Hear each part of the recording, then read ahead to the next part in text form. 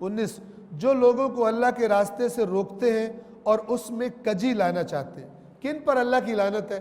کہ اللہ نے جو صراط مستقیم بتائی ہے اس کی جگہ کوئی ٹیڑھا میڑھا رستہ بنا کے پیش کرنا چاہتے ہیں. بہت غور طلب ہوتے ہیں قرآن کے الفاظ. یہ ایسا نہیں ہے کہ بندہ کہے یہ وہ پچھلے کافروں کے لیے ہمارے لیے تو نہیں ہے جو رسول اللہ کی مخالفت کر رہے تھے. نہیں، ہر زمانے میں صراط مستقیم ایک ہے.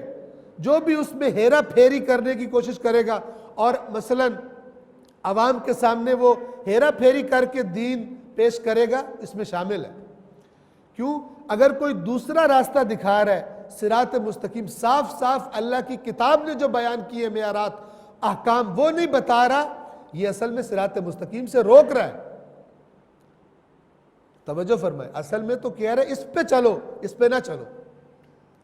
لہذا ضروری ہے ہر دین بتانے والے کے لیے کہ اس کا اچھا رابطہ ہو، مضبوط رابطہ ہو قرآن کے ساتھ، تاکہ دھیان سے بولے، ایسی باتیں نہ بولے جو قرآن کی مخالف ہے.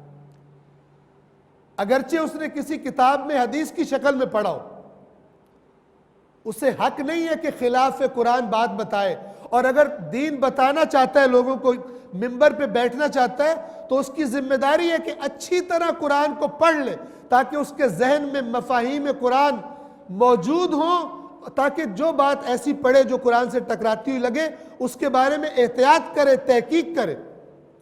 اور اگر قرآن کے ساتھ مخالفت واضح ہو جاتی ہے تو پھر وہ لوگوں کو بیان نہ کرے. لیکن جو قرآن کو پڑھتے ہی نہیں ہیں، کہ ایک کثیر تعداد اس بیماری کا شکار ہے، جو پھر ان کو اپنے مطلب کی حدیث نظر آتی ہے، تقریر میں نمک مرچ ملانے کے لیے وہ اٹھا کے لوگوں کے سامنے بیان کر دیتے. یہ حقیقت میں کیا کر رہے ہیں؟ دین نہیں بتا رہے، بلکہ دین کی راستے میں ٹیڑھا پن پیدا کر کے لوگوں کو وہ راستہ دکھا رہے ہیں اور صراط مستقیم نہیں بتا رہے لوگوں.